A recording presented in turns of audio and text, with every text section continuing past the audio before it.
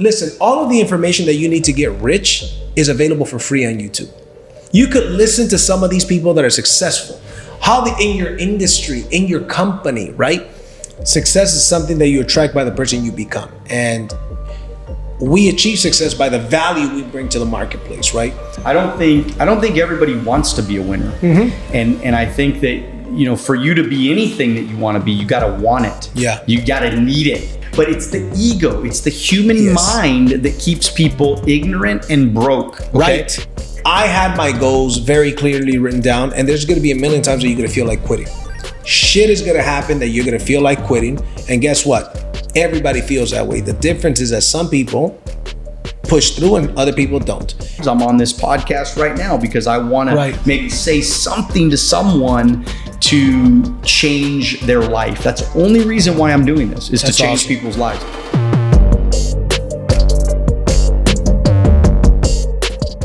Hey guys, welcome to another episode of the Driven Not Given podcast. Super excited for the guest that I've got for you guys here today.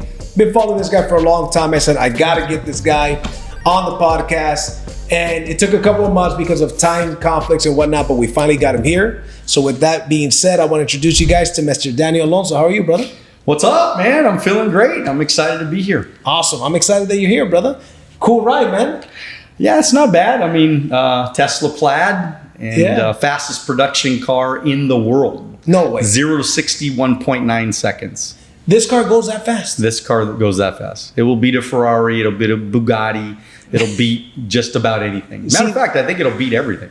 See, that's nuts right there, bro. 0 to 60 in 9 seconds, yeah. That's crazy, bro. Yeah. See, I used to have a Corvette Z06 back in the days, and I've had 3 Corvettes in my life. I'm a huge Corvette lover. And we thought those cars were fast, right? This one, you sink into the seat if you step on it. Oh yeah, I mean, you can feel the G's in your head. I mean, you'll actually hurt your neck if you're not properly positioned. Wow. If you're going to take off in launch mode, you have to put your head back on the seat because it's pretty powerful, man. It's the most powerful thing I've ever felt. I'm a Corvette lover too. I love Corvette. I had a Corvette at one time. Yeah. But yeah, it's fun. Man, yeah, it's a beautiful car, man. Thank you. So. Listen, man, happy to have you on the podcast. I see what you're doing. You're coaching a lot of people. You're just crushing it in business. Looks like you're crushing it in life. And all of that is being done. And what I see is you're doing all of that, but at the same time, you're having a great time. You look like you love life and you're helping people. You're blessing people and stuff. So, but before we dive into the business side, and I'm asking you these questions because I want to learn. And that's a beautiful thing about having a podcast is that you get to interview interesting people and learn. We're in a similar business and whatnot. So I'm going to be taking those afterwards, right? But before we get into that, tell me a little bit about who is Danny Alonso. Well, I'm an entrepreneur, man. I mean, I'm a business owner. I'm a builder of people. When I was a young kid, I had this desire to want to help people. Like there was something in me that I loved people. I love to be around people. I love to entertain. I love to help people. And that was just always in me. So when I got into business, it was so natural because when I got in business, I was instantly connected with people and I started building relationships, and that's what helped me grow the business. And so really, I mean, today my life is a lot different, obviously. Yeah. I mean, I have a lot of freedom and choices and options. I wanted to build a business because I wanted to be free. Yeah. That's awesome, bro. That's awesome. So take me to say the 12th grade in high school. What was a Daniel from the 12th grade in high school? I was a bad kid, man. I mean, really? I was a bad kid growing up, man. I mean, I started off being a bad kid. I was probably 12 years old, and I remember being at my buddy's house, and I'd spend the night, and we'd be out in his rec room, and there'd be a pool table there, and a big bar there, right? And so we'd taking shots of tequila, whiskey, and then we'd leave their house and we'd go walking. We called it wall walking because we would walk along all the walls of the streets, and then we'd end up somewhere meeting some friends. And, of course, his parents didn't know where we were. My parents didn't know where I was. And a lot of drinking and smoking from a young age, and, just hanging out with the wrong people. And, and I think that, that was all the way up until even after high school, even after I graduated high school, I was hanging out with a bad crowd, hanging out with bad people, and, you know, saw a lot of things I probably shouldn't have saw. Even as a small kid, you know, my parents got divorced when I was young, and my father kept the house, and, you know, he used to have a lot of parties, man. And this was the 70s, you know, so this was the 70s, early 80s. Sure. And I remember seeing, man, a lot of drugs and a lot of alcohol and a lot of just bad things. And so I think that just kind of carried on with me. Now, I always knew the line. I always knew where the line was. My mom was great at reminding me that if I ever did anything beyond the line, that she would be hurt, and she guilted me into kind of staying on. Even though I was on the wrong path, I was kind of like on the edge of the right path. You know what I mean? I get it. And so I maintained, at least I didn't go to jail. I didn't kill anybody. I didn't, you know, but I fought a lot, man. I got in a lot of fights because I was the little guy, you know, I was the little guy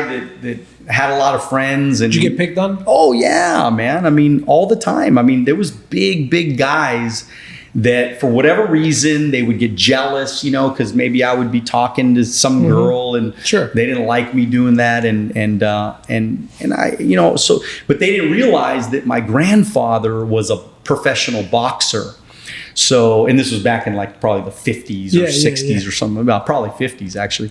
And I, you know, so I was able to defend myself. I used to visit my grandfather all the time, and he would teach me how to fight and teach me how to box. And so these guys didn't know that, you know, I got a pretty good right hook, you know what I mean? So I knocked a lot of guys out, you know, just defending myself. Never started a fight, ever started a fight.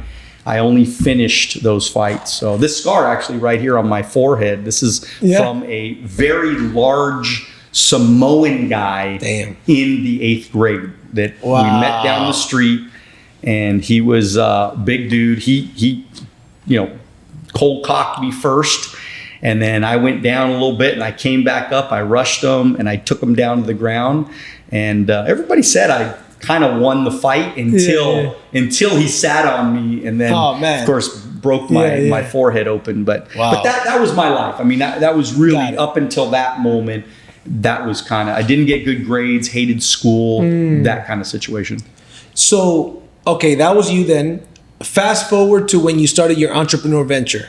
Tell me how you started being an entrepreneur. So, well, there's an interesting story, because when I was probably about 14 years old, I was out with a buddy of mine, and actually same buddy that we used to go out at night, late at night, you know, but we were down in Newport Beach, and we, another friend, we were staying at his mom's house, and she was laid out at, 10 o'clock, at 11 o'clock at night. And so we would leave the house and we'd go walking the streets. Sure.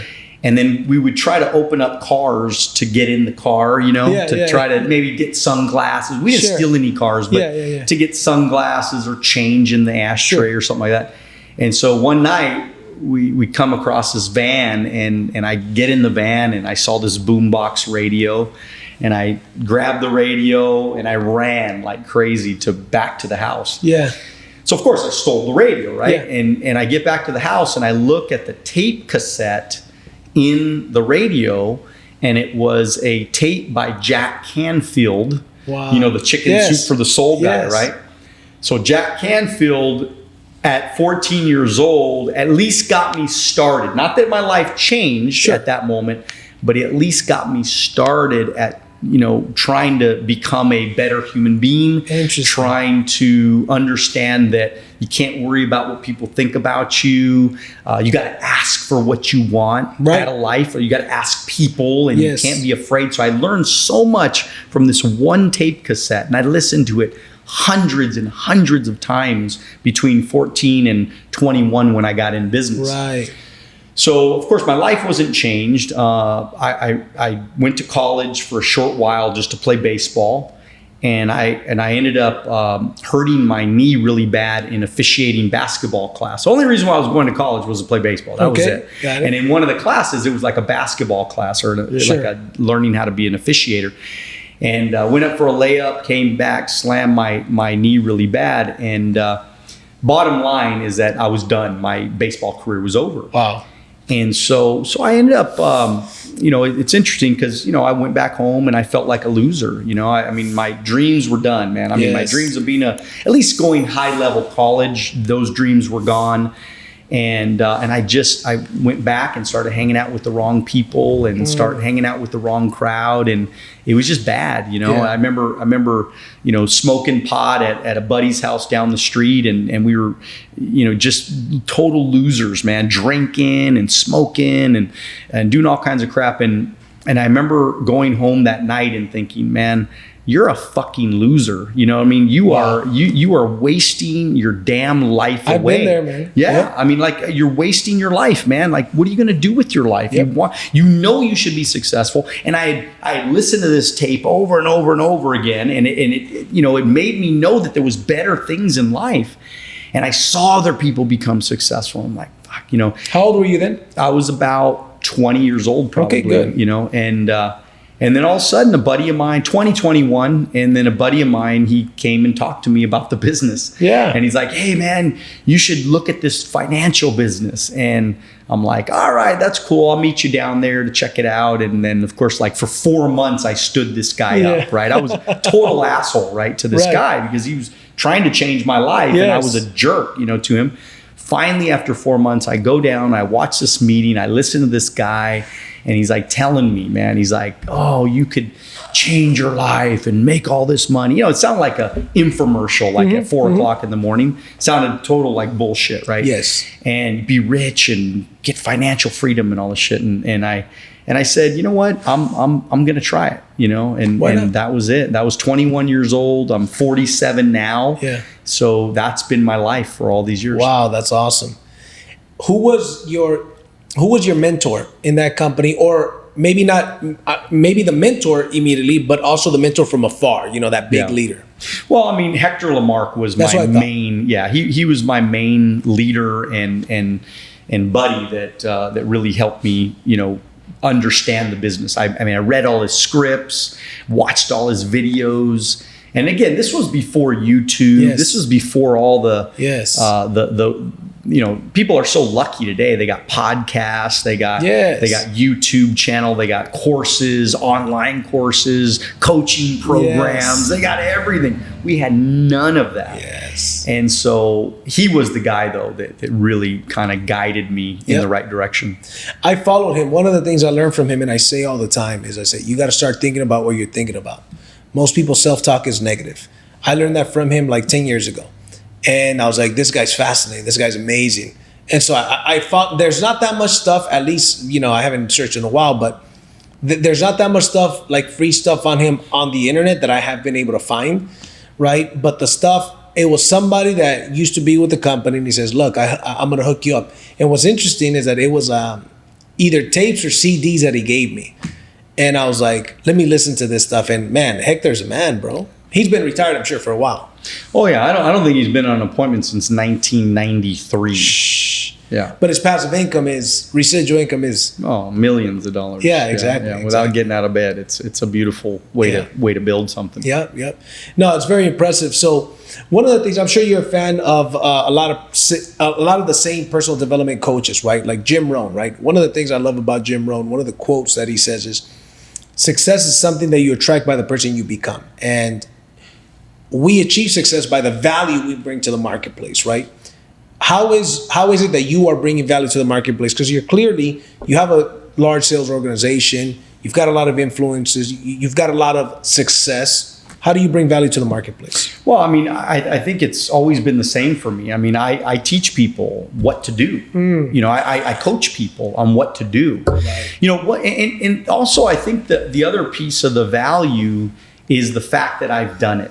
When you look at so many coaches out there, so many people that are claiming to be able to teach you the way, most of them, at least 99% of them, have never done it. True. They've never created anything of value. They make money selling you the stuff. That's it. Yeah.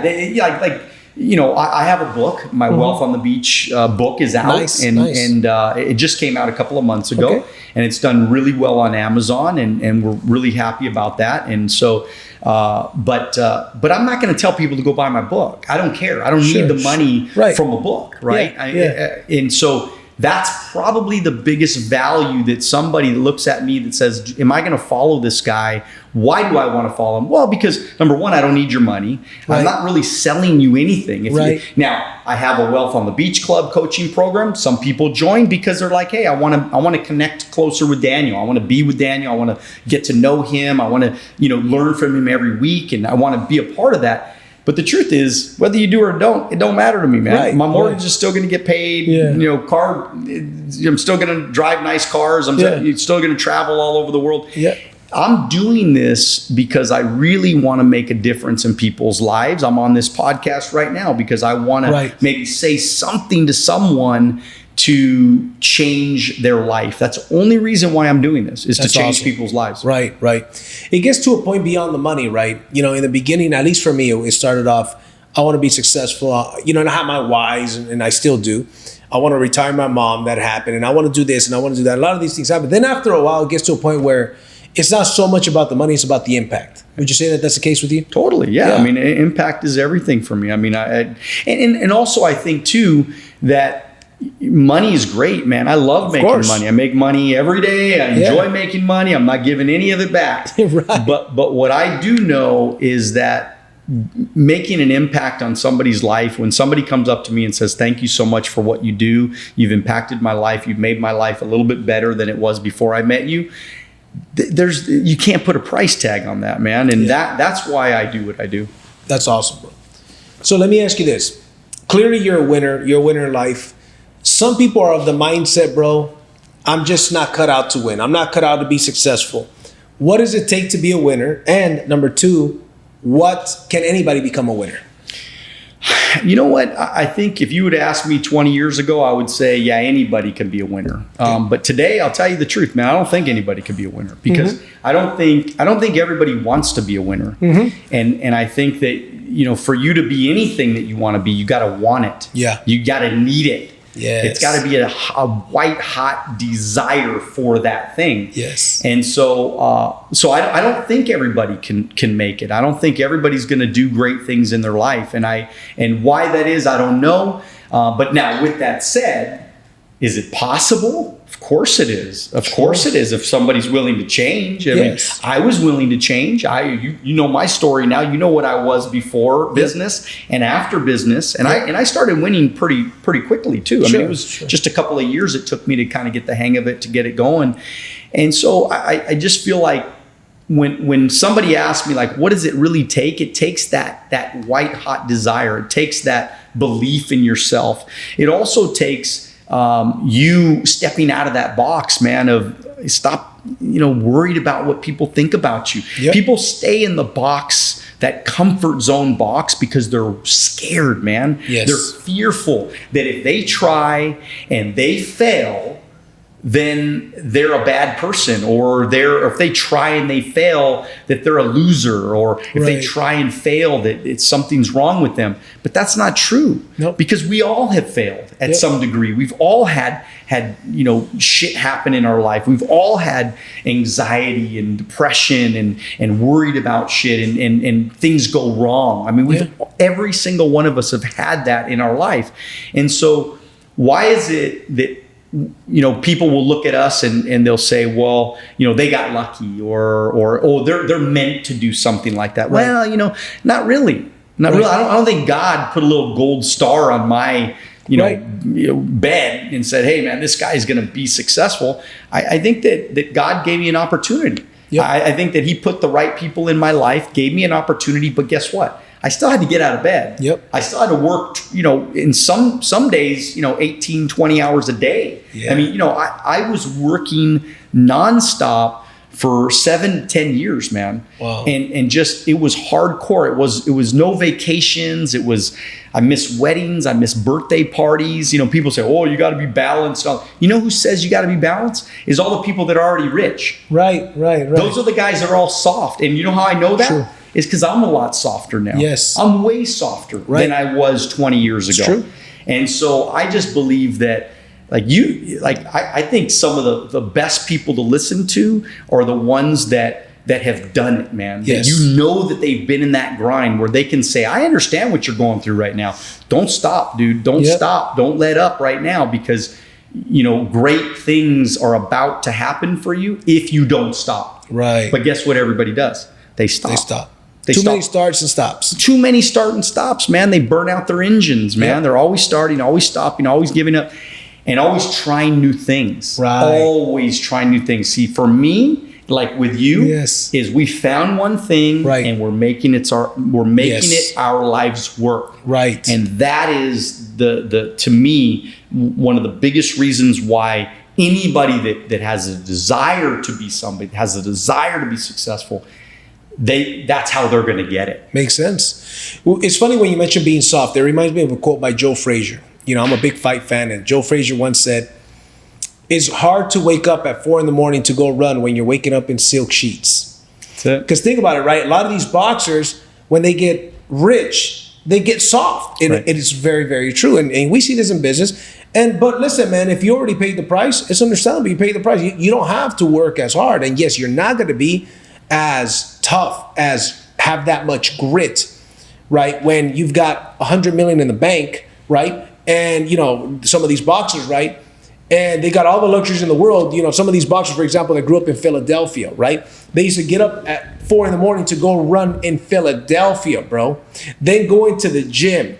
That develops a mental callus, right? So these people, I remember one guy that got knocked out. It's a funny, super funny video. He got knocked out, he gets up and he's all wobbly.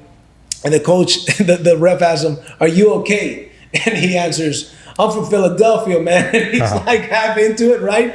They make it a funny meme and a funny video. But the dude's mindset right there is saying, people know people from Philadelphia, for example, they're tough people, just like immigrants, right? There is such a thing as that immigrant mentality. I look at people here, they got all of the information that you need to get rich is available for free on YouTube. You could listen to some of these people that are successful, in your industry, in your company, right? And it's free. Back in the days when you and I were coming up, I started in the direct sales industry in 2001. So we used to listen to the tapes and the CDs had just come in. We used to mail the applications in. Now you can sign somebody up from your cell phone, right? And so it's just, but it reminds me of the old adage by, I forget the guy's name, but he says, tough times create tough men. Tough men create easy times create weak men, and weak men create tough times. That leads me to the other thing. I feel, this is my personal opinion, feel free to disagree with me if that's the case. I think that we are living in one of those times where there's a lot of weak-minded people. There's a lot of weak men. Not all of them, of course. I'm not blanketing everybody, but I think that we're going into tough times because of things like that. I love your opinion on that. No, I mean, there's no question. I mean, people are soft today. The whole United States is soft. Really, most of the world is soft. Right. And it's really wrecking young men out there. Yes. And it's because they get their feelings hurt so easily. Right. Where it's sad, because when I get knocked down, I get back up, and I'm more fucking pissed off. Yes. You know what I mean? Like Yes. I want to really beat you down when I get back up. Right? Like don't make me mad. Don't tell me what I can't do. Yes. Because I'll even want to do it even more. Yes. And again, I think that's just a fighter's mentality, and I have a mentality that I'm going to figure out a way, man. I mean, I'm a winner, and I'm a doer, and I'm a do it now kind of person. I'm not a procrastinator. I'm a do it now kind of person. Like if I put my mind to something, I will figure out a way. Like I'll be up all night long. I'll be up all day. I'll research. I'll go on the internet. I'll figure out how to do things. I don't sit there and wait for somebody to do it for me. Right. And that's what I think a lot of society is today. Like, you know, it's a lot of sheep running around. It's a lot of people believing everything they hear on the media or believing everything they hear on TV. And it's like, well, wait a minute. You know, some of it's probably true, but most of it's bullshit, man. And most of it is trying to get you to have a certain behavior Right. so that they can control you, so the government can control you, versus somebody like me. I'm a rule breaker, man. Yes. I'll break the rules if I feel that it's necessary. If somebody's doing something a certain way and it's not working, or I don't feel that it's right, I'll change it. Yes. I'll find a better way. I'll find a better solution, because I'm thinking for me. I'm not thinking. You can tell me what to do, and I'll analyze it and I'll research it and I'll figure out, okay, is that a good idea? Most of the time it is, especially if you're working with somebody that's a great mentor, somebody that's smart. Yes. Then you're like, yeah, that's a great idea. Then I'll be coachable. Yes. Then I'll follow that information with no ego. But if somebody like the government tells me to do something, or some medical, device company or vaccine company or something tells me to do shit, I'm like, I'm using my own brain. I'm not going to just blanketly do whatever you tell me to do. I mean, and that's where I get in trouble sometimes. And that's just me. Sounds like I'm talking, because same exact thing, man. I mean, common sense isn't too common these days, right? It probably never has been, but nowadays more than ever before. I mean, listen, for example, we got a Tesla back here, man. There's a Tesla and then there's a 1980 Pinto. There's clearly a difference, right, between them. Nobody's going to confuse them. There is more of an obvious difference between a man and a woman. Correct. Okay? Correct. But you got people out there, smart people, because they went to school and they got indoctrinated. That's what I call it, it's an indoctrination camp. But anyways. Yep. This is some of the controversial stuff I get into and stuff. And I try not to get into it too much because, again, we live in a world of a bunch of snowflakes. A bunch of people are soft as hell. And then it's funny because people these days, man, you see how they're so influenced, almost like a childlike influence. Oh, so-and-so said it, then it must be true. No, it mustn't be true. Why don't you think for yourself instead of just accepting anything that comes because it's true, because it's on the television set? Tell a vision. Right. They're telling you a vision. Television programming, that is a weapon, and people don't realize this stuff. But nowadays, here's the deal. You got a lot of free information. You've got a lot of free thinkers and stuff, and a lot of things have been debunked, man. But anyways, this is a rabbit hole that goes very deep. Look, man, let me tell you something. You're right on track, and yes, you're right. I mean, a lot has been debunked. There's a lot of information that we have today that we didn't have 2 years ago. Right. But people are still believing the shit that they believed 2 years ago, even after it's already been proven not to be right. But it's the ego. It's the human mind that keeps people ignorant and broke. Okay? Right. For example, in business, you have somebody that you prove. Like, for example, in my situation or your situation, we go, hey, look, man, you want to make more money? And the guy goes, yeah, I want to make more money. And you go, okay, well, I can show you how to make more money. And the guy goes, oh, great. Let me check it out. And I show him, and he goes, no, I don't believe that. It's probably a scam. Probably doesn't work. And I'm going like, wait a minute. I've been doing this for 25 years, and you're literally going to tell me that it's not true? Right. It's not real? Have you looked at my house? Have you looked at my car? Have you looked at my properties? Yes. So, but that is that ego mentality that keeps people broke. They say, I'm not going to take advice from somebody else. I'm not going to do what somebody else tells me to do, versus really doing their homework and finding out that, wow, it is a good company that he works for, and they are legitimate. They've been around forever, and the guy could probably give me great advice on a lot of things. I'm going to hook up with that guy because right now I'm broke. Right. The guy's broke right now. The guy has nothing right now. He lives with his mom. You know what I mean? So it's like, dude, wait a minute. You should have an open mind to the world.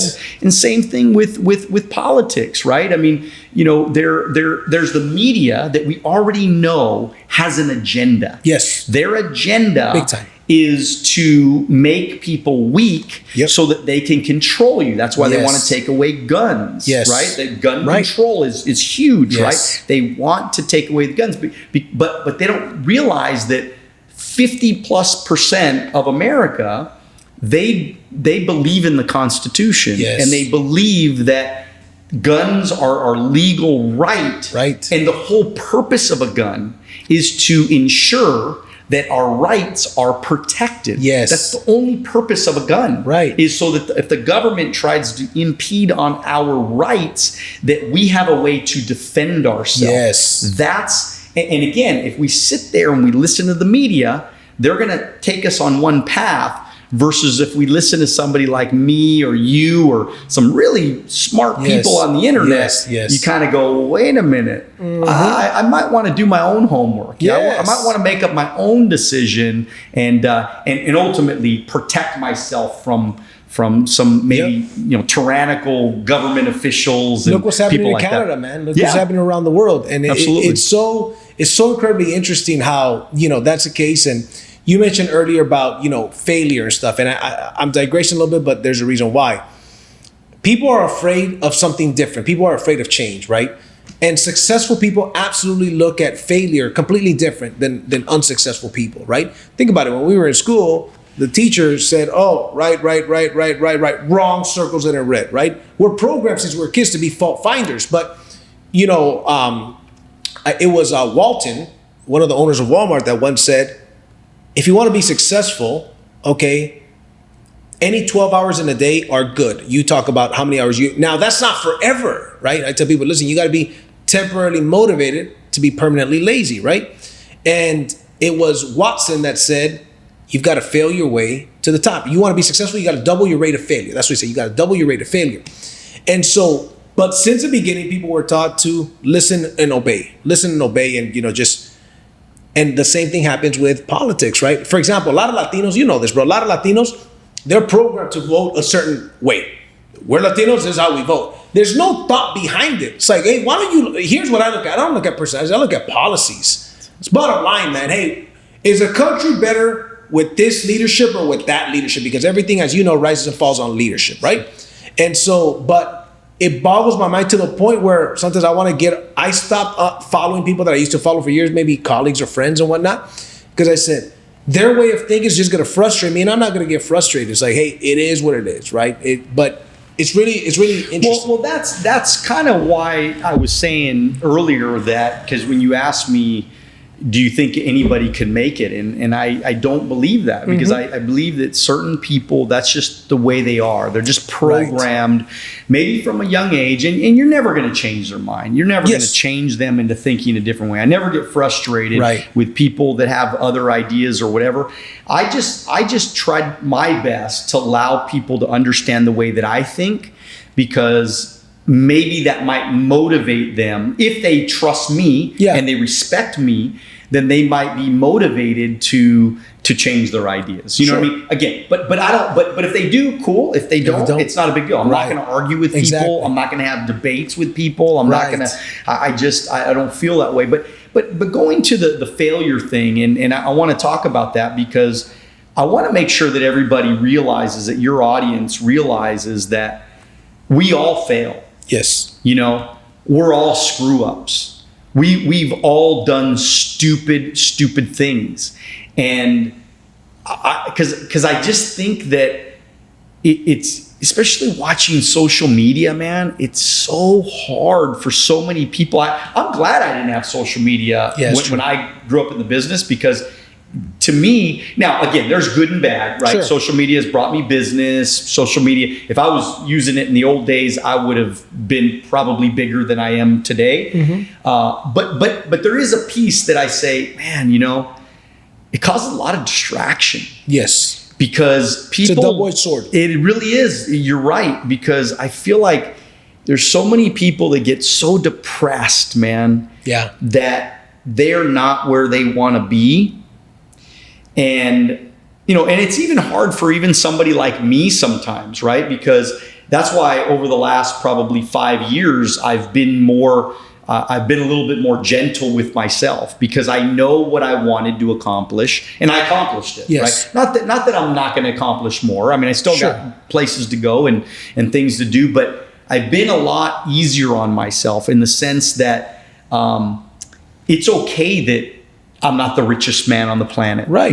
It's okay that everything doesn't work out for me. And by the way, the people that are listening or watching, it never works out like you want it to, as fast as you want it to. Yes. And so if you feel like a failure, my point to all this is, if you feel like a failure, if you don't feel like you've done anything, you don't feel like you are, accomplishing all your goals and dreams, you look at us and you better understand that we ain't perfect. Okay. We screw things up all the time. We make mistakes too. We're not better than you. Okay. And I wanted to talk to the camera here because I feel like it's so important that people understand that, because we're so hard on ourselves, man. Right. And we mess up our brains even worse because we're so bad. We taught our self-talk. It's so bad, dude. You're like, you're a loser. You can't believe you did this. And I can't believe, Now, again, sometimes that might motivate you to change. That's cool. But I really think people need to be a little bit nicer to themselves, because the rest of the world is not perfect. Yes. And sometimes we think they are. You watch social media, we only post perfect things most of the time. 100%. So it's people's highlight reel. It's the highlight reel, man. And they don't see you when you got the door slammed in your face. My new recruits didn't see me when I would walk into the grocery store and try to prospect the manager, and the guy looks at me and he goes, "Oh, dude, that thing's a scam," and he laughs at me. And I have to turn around and walk out with my tail between my legs like a fucking idiot, man. And I walk out and I felt like shit. And I'm 21 years old. I already have low self-esteem. And this guy just freaking killed my self-esteem. And I just go, wow, man. I just wish somebody back then would have just reminded me, like, dude, it's going to be all right, man. Just keep your head down. Just keep focused. Don't let up. You're going to wake up 10 years from now financially independent, because you were not willing to give up and to believe that noise. So I remember people, going towards a similar story like what you just mentioned, right? So I'm sure you have a ton of stories like that, right? And one of the differences is that I had my goals very clearly written down, and there's going to be a million times that you're going to feel like quitting. Shit is going to happen that you're going to feel like quitting. And guess what? Everybody feels that way. The difference is that some people push through and other people don't. And here's one of the best analogies that shout out to my buddy Cliff Brown. He said this one day, 2006, I believe it was. We were at a Super Saturday. He says, this business, if you plan to do this business, focus for the next 10, 15, 20 years. Anybody, if they really want to, if they have the desire, follow the system, work hard, anybody could be free, because 10, 20 years are going to pass by anyways. He says, and it's kind of like you're going into battle and there's smoke everywhere. You imagine you go to a battle in some woods or something, or some desert or something. There's smoke, everywhere, right? Dust. He says, your goal is to be around after the dust settles. There's going to be a lot of casualties. There's going to be people that quit to your left, people that quit to your right. I remember those people, a lot more talented than me, a lot more successful, making more money than me, had better teams than me, more sales, more charisma, more everything. And I outlasted them because I just kept showing up. I kept getting my teeth kicked in and showing up. And my teeth kicked in and showing up. And they, after so many times of rejection, downfall, setbacks, eventually threw the towel. Now I look at these people that I used to look up to back then. Now they look at me like that. They're like, bro, you're the one, dude. You just kept at it. And yes, of course, I had a lot of failures. Here's the deal. A master was once a disaster, right? And so to your point about that, yes, we're just regular people that we just didn't give up. We just kept going. Now, another point that you made about comparison in social media, comparison is a thief of joy. I read this a long time ago and I'm like, whoa, shit, that's true. And I caught myself looking at people, oh shit, man, this guy is my age and he's fucking crushing it way more than me. At the same time, though, there's people that I know that feel that way about me. And it doesn't matter, though. At the end of the day, I want to be better than I was yesterday, than I was last year. And I've got my eyes on the prize. And there's always going to be that guy or girl that's better, that's done more, whatever. So I stay in my lane. I've got my goals very clearly set. And now I don't let that, because as you mentioned, social media is a highlight reel. It's bullshit. People don't really look like that. People take 20 pictures to post one of them, right? Sometimes they take a bunch of pictures in one day and share them throughout different things. People think, oh, this guy's got an incredible life. They're not sharing their losses. And I think that that's one of the things that a lot of people, especially young people, they compare themselves. And it's important that they listen to this kind of stuff, because it is a double-edged sword. There's good and bad. Same thing. I've gotten a lot of business from social media, but there's also a lot of distractions. So I try to use social media, not let it use me. Sometimes even my wife says, hey, did you see that video that I sent you? No, baby, because even though you may have seen that I shared some stories, I use it. I don't let myself be used by it. Now, sometimes I on purpose go And people on my team, I follow, like, and comment their stuff to support. Boom, boom, boom. I on purpose use it, but I'm also I'm not letting it use me still. You know what I'm saying? So, but I appreciate you sharing that. You're in a business where leadership is absolutely critical, and you've clearly done an amazing job, bro. And I follow you. I've been following you, and leading up to this interview, I followed you even more, right? And there's one thing that I'm going to get to that you start off a lot of your videos with that I'm going to talk about, but leadership. Tell me about the importance of leadership, right? Just in everyday life, in business, or how important it is to develop the right leadership. Well, I mean, leadership is everything. I mean, especially if you want to build a real business. Yes. I wasn't interested in being a sales guy, right? I wanted to be a leader of men and women. Yes. And that was because I wanted to make sure that I was, building something that would last beyond me. Right. When I talk about passive income, the reason why I have so much passive income is because I have a lot of leaders. Yes. I have 50 locations. I have 1,500 licensed agents that work in my organization. So when people say, wow, how do you make, how do you do that? And, passive income and all that. Well, it's because I've duplicated the behavior of leadership. So, for example, I was always very interested in being a good leader. Well, a great leader, really. Sure. And so I would show up early. I would stay late. I would work hard. I would be the first person on the board with production. You know what I mean? Like, nice. I wanted to be on that board first. I wanted to let everybody know that I was doing it so that they could watch it.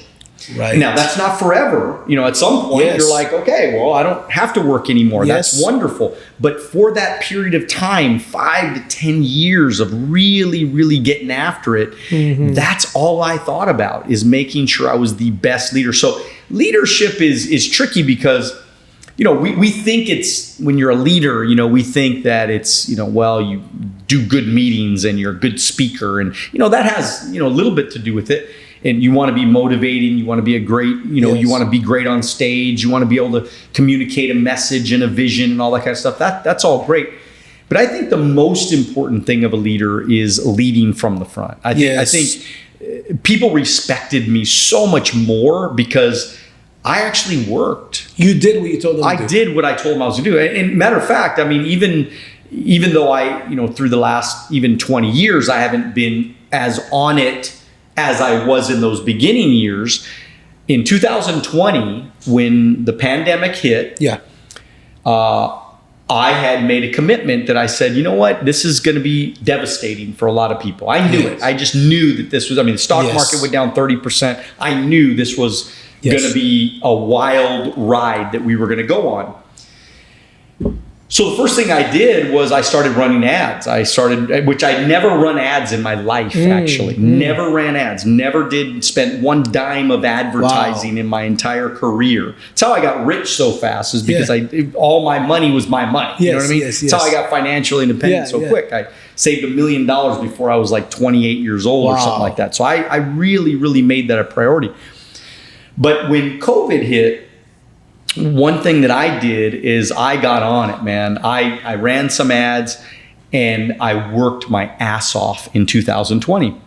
I had recruited more people in that 1 year than I had ever recruited in 1 year in my entire career. Wow. Even when I was on it, even in those first 5 to 10 years, the most I ever recruited, I think, was like 42 people. And in when the pandemic hit in 2020, I recruited like 60 something people that year by myself. Like, I sat there in my dining room at my laptop, just leads after leads after leads, just, killing it, man. Telling everybody to do what I was doing, right? So I was sharing. So every meeting that I did, I was sharing how I did it. I was sharing exactly what I was saying. There's a video on YouTube. It says how to recruit somebody in 6 minutes. I saw that one. Yeah. It's awesome. I did everything in my power to duplicate, because I wasn't doing it because I needed the money. I was doing it because I was trying to take all the excuses away from everybody in my organization. So if anybody came to me and they said, oh, poor me, it's the pandemic and it's so hard and I can't make money and nobody's buying and nobody's getting recruited. I'm like, well, wait a minute. I just recruited 60 people this year. I just did 112 sales or something like that this year by myself from my dining room table. Never left my house, never did an in-person appointment the entire year. Very few people listened to me. Wow. Very few people did what I told them to do. That's how it is, isn't it? It's you know, it's interesting. It really is crazy. It's mind-boggling to me. But what I just explained right there, that's leadership. That's leadership. Nothing more, nothing less. The leader says, all right, y'all, shit's going to hit the fan. Yep. Let's go. Let's do it. Yes. Together. Not you do it. Not let's you do it. Let's do it. Let's go. Let's make it happen. And so, like, that's leadership to me. I love it. One of my mentors, Jay Nolan, said to me one day, I was the top income earner in his network marketing company. And he says to me, JC, you need to be able to tell your people, watch me. Watch me. And one thing I learned from A.O. Williams, in our business, recruiting should be the number one answer to all of your problems in this business. Last year, out of our company, 6,000 people, right? We're a 9-year-old company, we're solar, right? I out-recruited 6,000 people and I outsold 6,000 people.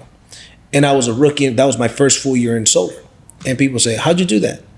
I said, I'm gonna do, and my whole thing is team building, right? I said, my philosophy is that my best people are going to do 50% of what I do and 100% of what I do bad.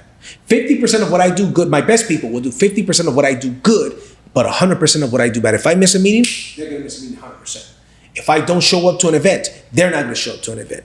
And then if I go out there and recruit 60 people, that's how many people I recruited last year, 60-something people, right? That's what they're going to do, right? If I go out there and do 116 sales in a year, they're good. My best people are going to do 50, half of it, right? Because Jay Nolan once told me, you need to be able to tell your people, watch me, which is lead from the front. And that's one of the things that I've seen, Daniel, that a lot of people that have done well in any industry, right? Let's talk about the direct sales industry. Very often you'll see a guy that says, oh, here's what I did in this company, or here's what I did in the past. But what are you doing now? And very often I will see people that they did something great then, but they haven't done anything great since. And that's because their ego is too big to do the things that got them to the dance in the beginning, right? Like, you're not willing to do that. You have been in, how long have you been in the company? 25 years. 25 years. And in 2020, you still did those kind of numbers. People are inspired. People see, like, if I was in your organization, I'll say, this dude doesn't need to do that.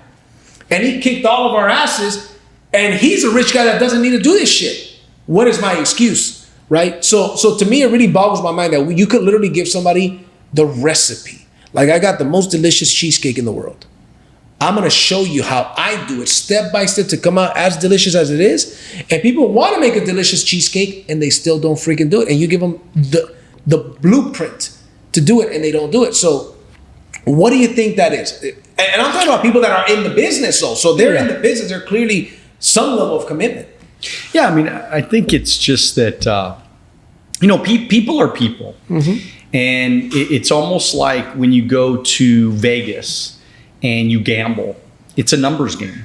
Yes. Everything's in numbers, man. Yes. I mean, if you play long enough, you will win something. If you play long enough, you have enough bankroll where you can keep going, you will win eventually. Yeah.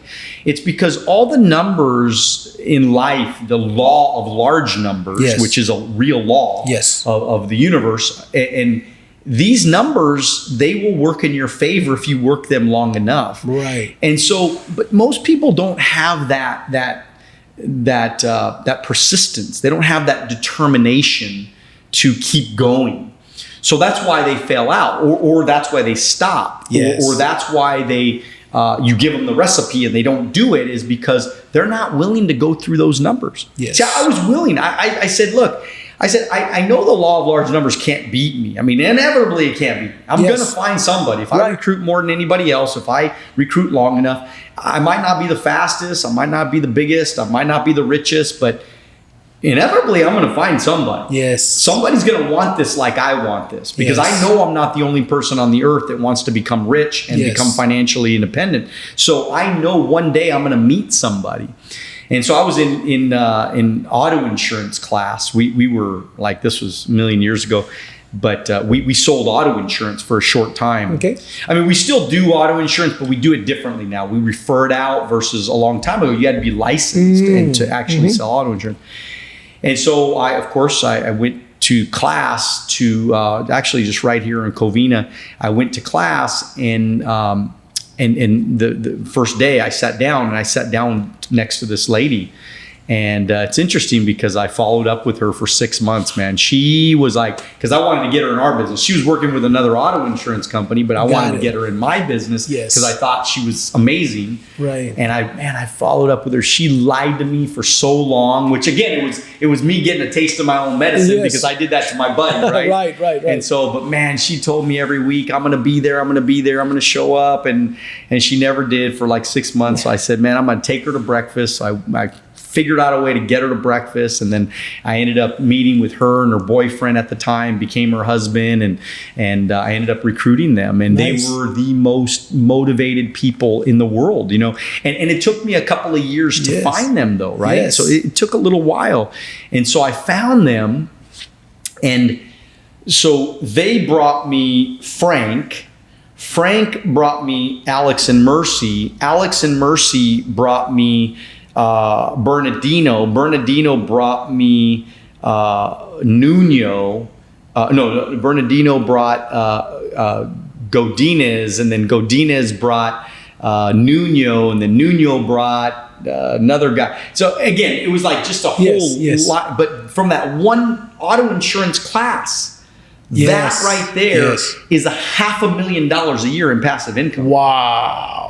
Just right there. That persistence just for 6 months. Right there. That's 6 months persistence. And but it was the right time for me, Jason. Yes. It was the right time for me because I was ready at that moment. It did take me a couple of years. So imagine I struggled for a couple of years. So imagine if I would have quit. Yeah.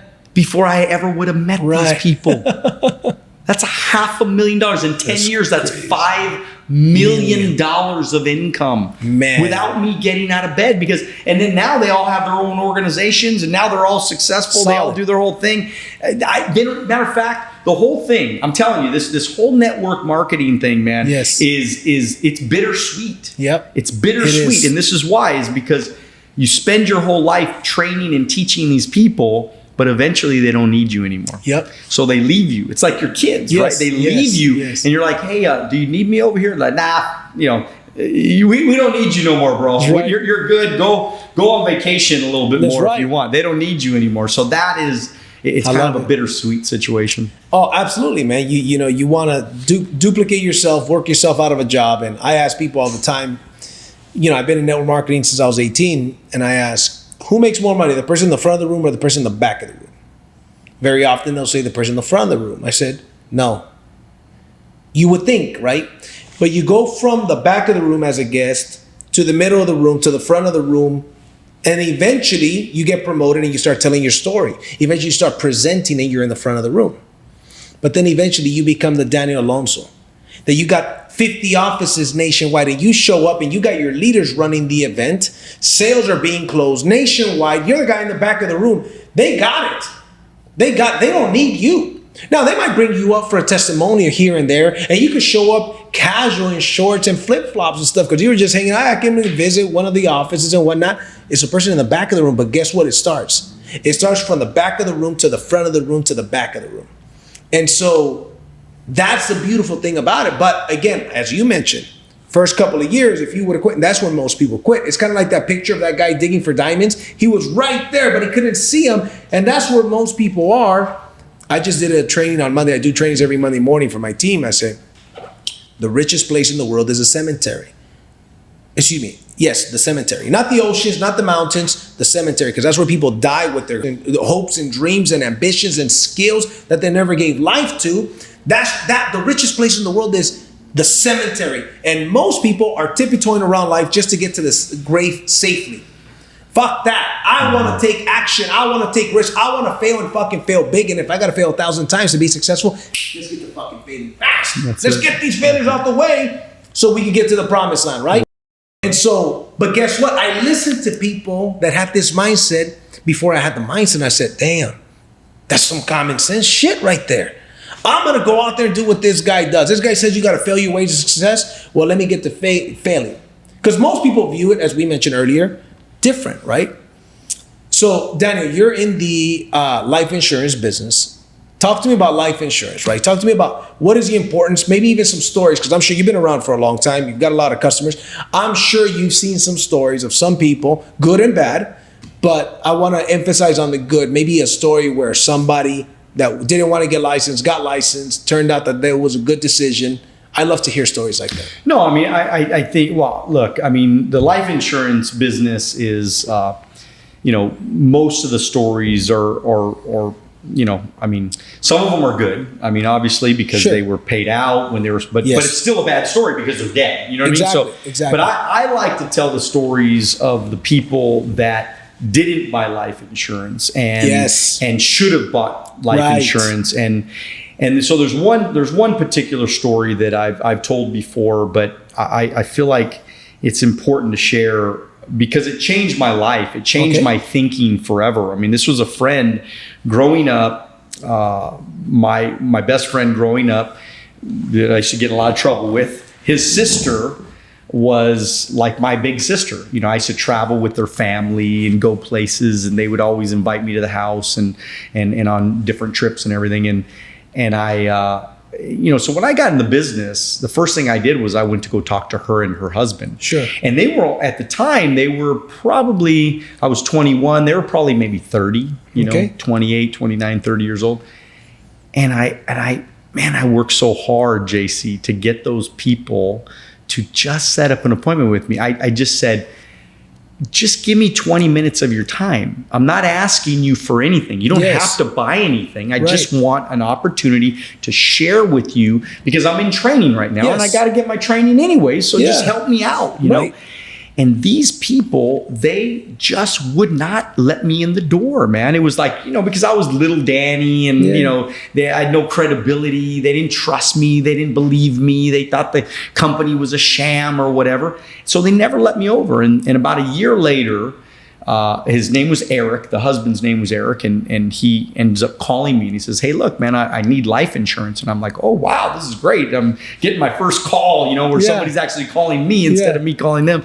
And I go, wow, that's kind of crazy. What's up? Like, what made you change your mind or what made you, decide to get it or think about it? And he said, well, I just got diagnosed with cancer. Yeah. Wow. So it's a typical story of these people because, not only did he died about 6 months later. Damn. He had and the sad thing is he had a brand new baby too. So the baby was only like 6 months when he passed away. And to see, a man devastate his family's financial future, everything. She was so young. Yeah. She had nothing. She had no income. Mm-hmm. She had nothing really coming in. There was nothing. And so to look at the fact that he ruined these two people, his son and his wife. Right. He ruined their financial future, all because he wasn't willing to pay $50 a month. Right. All because he wasn't willing to pay $100 a month. Yep. That's like, it's like Starbucks, man. Right. It's like, are you kidding me? Buy life insurance for your freaking family, man. Like, why are you leaving your family with no life insurance? Yep. And for that matter, buy a lot of life insurance. Yes. I don't even need life insurance right now. And I got a shit ton of life insurance. Yeah. Because I just figured, like, look, what does it matter? A couple $100 a month for me is not going to devastate my financial future. Right. So I should buy it. Yes. And just like if you're sitting there and you have a family and that $50 or $100 or $150 a month is not going to devastate your family's financial future, buy life insurance because I could buy you $500,000 or $1 million depending on your age. Yes. And so because this guy, he left, so she had to move back up north with her family. And I remember these people, they say things like, throughout all these years, they're like, oh yeah, I'm not going to leave my wife with a lot of money because of Sancho, and I'm not going to give them all this money. Why am I going to give them all this money? Let them get their own. And I'm thinking, well, wait a minute, that's your freaking kids, dude. Right? Are you kidding me? And so for me, that was a story that happened early on for me. And I believe that I wrote thousands of sales throughout the years because of that one story. It's true. And it changed my life forever. Well, I'll tell you what, one thing is true. Facts tell, stories sell. Right? And it's a devastating story, and it's very unfortunate. That's what I tell people all the time, man. I mean, I don't sell life insurance, but my wife is actually licensed, but she's not really active with it, but everybody needs it. And shit, if there's somebody that watches this podcast and reaches out to you and gets it and protects your family, it was worth it, bro. That in itself, right? The value is one thing, awesome, but you have a philosophy that I love. I saw as I was studying and watching some of your videos, you said, correct me if I'm wrong, the universe favors the bold. Is that what you say? Universe rewards the bold. Rewards the bold, right? So tell me about that philosophy. Well, I mean, it was something a lot of years ago that I read somewhere, and actually, for some reason, I think that I read it in the 48 Laws of Power or something like that. Robert Greene. Yep. And I remember when I heard that, it like grabbed me, and I started to think in my mind, wait a minute, if the universe rewards the bold, and I'm bold and I'm getting rewarded, at that time I was being rewarded, and I'm like, man, there's something to that. Yes. And so I started living by that thought, and that's why I'm a risk taker, man. I mean, I've invested a lot of money. I've made a lot of money. I have some big losses on my books as well. I have some big investments that I majorly lost on. And so I'm just always trying to look for ways. How can I be bolder? How can I take more chances? How can I without having to skydive, how can I be crazy? How can I push myself out there for the possibility of failure? Because I feel like, now again, it's all calculated. I'm not saying, take risks. Not reckless. Yeah. Not reckless risks. But it's interesting because, about maybe 7-8 months ago, I started working with the guy, and I'm doing some options trading. And I basically took a very large chunk of my portfolio, or, a good chunk of my investment, my stock portfolio. Sure. And I basically told this guy, I'm like, all right, man, I'm going to trust you. And I want you to start guiding me to start doing some options contracts on this portfolio. Now, I did a lot of homework, and I've done courses before, and I've studied this for years and years, but I never really dove into that area of investing. And so for me to just do that at its, most people are not going to do that, right. To entrust a large chunk of money to just somebody that, and I really only knew him for maybe a year or something like that. And I said, but I believe in you, and I believe in this concept, and I know enough about investing in this area that I can trust you. And so I started doing it, and it's wild because, and of course, I talk about frequencies and vibration, and making sure that you're in alignment with the universe and things like that. And I had all that, man. I was very aligned. I was listening to frequencies every day. I was doing a lot of things. I make almost more money just in trading options right now than I do in my business. Wow. And so, and stocks and things like that. I mean, it's unbelievable what's happened to me this year. Even I'll have my best income year this year in my life. Wow. And this is me working the least that I've ever worked in my life, especially on my business. Yes. I don't really run a base very much anymore. It's kind of just, it does its own thing. My organization, like I said, it does its own thing. I just get up for about an hour in the morning, do some options contracts, and it has been unbelievably lucrative. I'm basically renting out my portfolio to run covered calls and put option contracts and things like that. And it's been pretty wild, man. And wow. the guy that's helping me, just FYI, and I'm not selling anything because I don't make any money from him or anything like that. But But I have been counseling him on doing a course. I'm like, dude, you got to teach this shit, man. Like, this is like stupid money. Like if you own stocks, man, if you own shares right now that are just sitting there, right? Yeah. And what happens to most of our shares? They go up and down, up and down, up and down. Like sometimes you feel like, oh man, it's making a lot of money. And then you take your eye off it and you don't look at it for 3 years. And then you're like, shit, it's at the same value that it was 3 years ago. You're like, what did I make? And you're like, you made nothing. So what I'm doing, instead of allowing my portfolio to be a roller coaster, all I'm doing is I'm profiting from those stocks. So it doesn't mean I need to sell the stocks, but I'm putting little options, covered call contracts on these stocks. So, you know, if and I set it up where I generally don't lose them, I just get in, take the premium from the contract, put it in my pocket, and then that's it. And then just wait for the expiration, whether it be 2 weeks or 3 weeks or a month. I wait for the expiration, and then it doesn't hit my strike price. So I keep all of that premium. It's pure profit. No advertising, no nothing, no working, no delivering anything. But this is what people got to realize. When they hear what I'm talking about right now, the only reason, JC, that I have this opportunity is because I have a lot of money being invested that I already own the stocks. So I am doing covered calls, which are completely safe, very, very safe. It would be very difficult for me to ever lose money in what I'm doing. It's not like traditionally you hear of options, and that's a scary thing. Okay, it's not that. Okay, it's the opposite of that scary thing. I'm gonna talk to you about that. Because No. Because if somebody tells me that they traded options and they lost a lot of money, in my opinion, they're doing it the risky way. But they're doing it the risky way because they don't have a lot of money like I do. Got it. So my point to this, okay, just to kind of end this little piece here,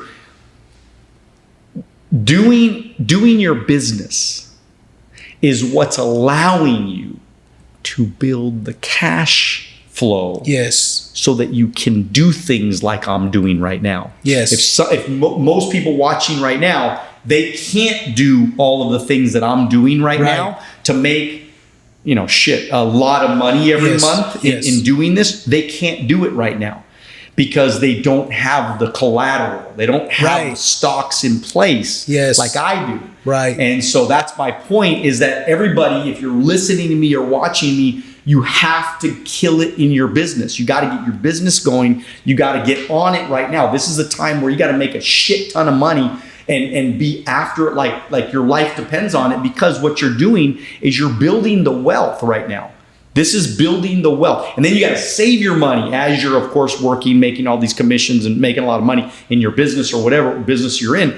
And then you got to invest that money, save it, put it to, somewhere where it's making you money. But then what you got to do eventually, you're going to rent out your stocks, and that's what I'm doing. Rent out your stocks. It's kind of like a piece of property, right? You have $1 million, right? In a piece of property. Well, you go, okay, well, what are you going to make in profit on $1 million property? Well, maybe you might make, I don't know, $4,000, $5,000 or something like that, right? From that, maybe that might even not be pure profit. You might make less than that actually, but let's just call it $3,000, $4,000.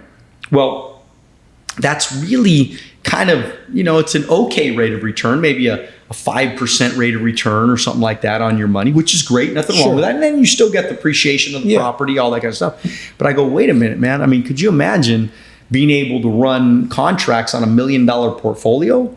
I mean, there's a good possibility if you're doing it the right way, you could bring in a lot higher. I'm not going to talk about rates of return because I am securities licensed, but again, a lot more than 5%. Yes, I get it. In some cases, 5% in a month. Damn. Okay, so again, there's just a lot of things that we're not taught. I mean, in the investment business, man, I've been in the investment business for 25 years. A lot of the things that I learned, it doesn't apply to most people because we have been kept in the dark. The investment business is a very corrupt business, man. It's very corrupt. It's a lot of insider trading. Look at Pelosi, man. I mean, she just did, made millions of dollars and did all these things. And I'm like, wait a minute, man. It's corrupt. It's bullshit. Okay, so what we got to do, the point of all this, is we got to be smarter than the system. We got to be smarter than those people, or at the least, we got to learn how they think. Yes. And we got to start investing how they invest. Love so that we don't get left behind. And by the way, that's most of us, by the way. Yes. We get left behind because nobody ever teaches us this shit, right? And so anyways, I was talking about my buddy Luis. He's the one teaching me. And he's like a certified instructor and all this kind of stuff. So he teaches you, he doesn't do it for you. He teaches you and you do it. I do it. He teaches me and I do it.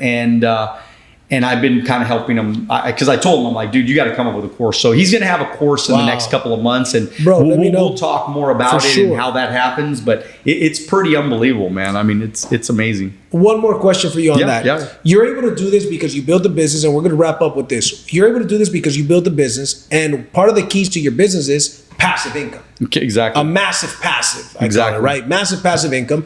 What do you say to the guy and girl out there that maybe... Obviously, they're watching this information because they're ambitious. They want to grow. They want personal development, right? They want success. But there's a lot of people out there that are very successful, but they got linear income. Their income depends on them. Talk to the importance of building a passive income, leverage income. Yeah, I mean, come on. I mean, let's be honest. I mean, everybody wants to win the lotto so that they just keep getting paid every single week, every month, every day for the rest of their life. That's all of our dreams as far as money-wise. Because, I love when people say, well, I just want to work, man. I love working and all the time. I'm like, hey, look, I love working too. I enjoy what I do. I never felt like I was really working that hard. But the truth is, I love not having to work when I don't want to work, right? I love getting up every day and deciding what I want to do, right? That's passive income.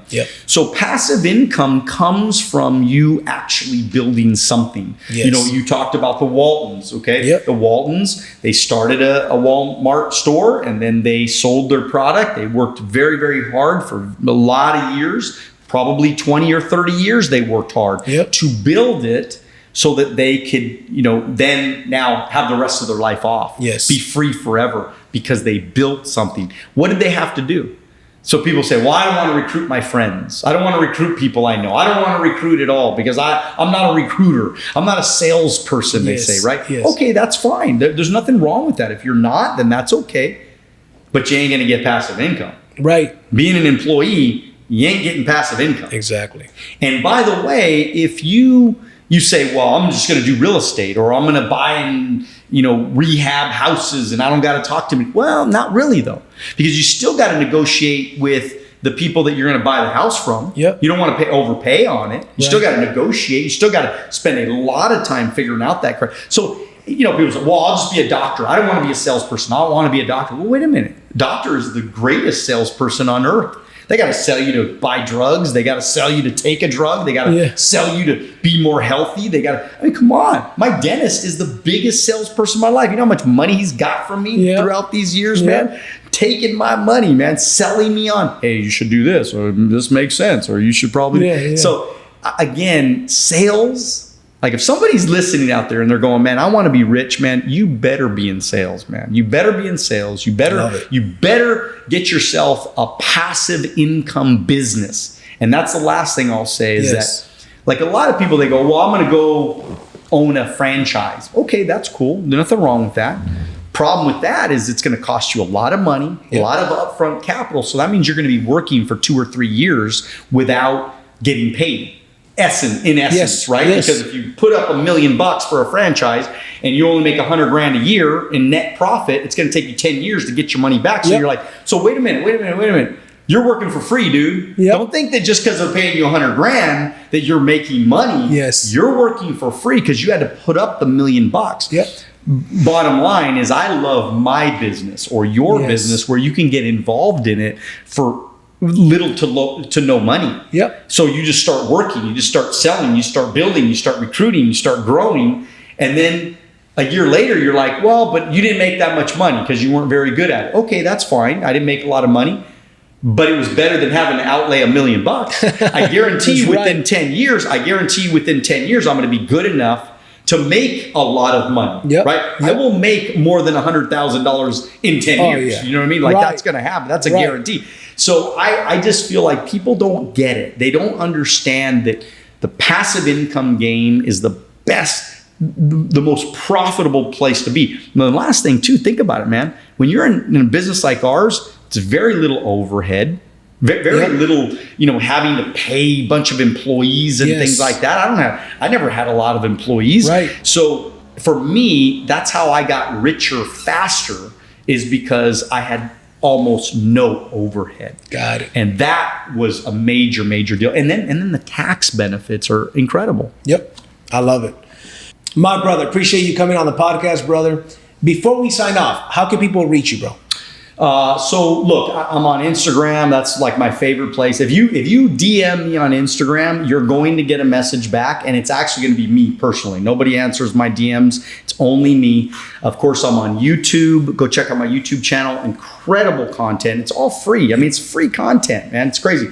You got the Wealth on the Beach Club. And by the way, you can go to wealthonthebeach.com, and that's where a lot of stuff is there. My coaching program's there. Of course, you can get the book on Amazon, but you can also get signed copies at wealthonthebeach.com, and lots and lots of information that can kind of guide you to that next level in your life. So, but I love being here, man. Thank you so much for having me, and brother. Just excited about watching you do some great things in the future. Well, likewise, my friend. Again, thank you very much, brother.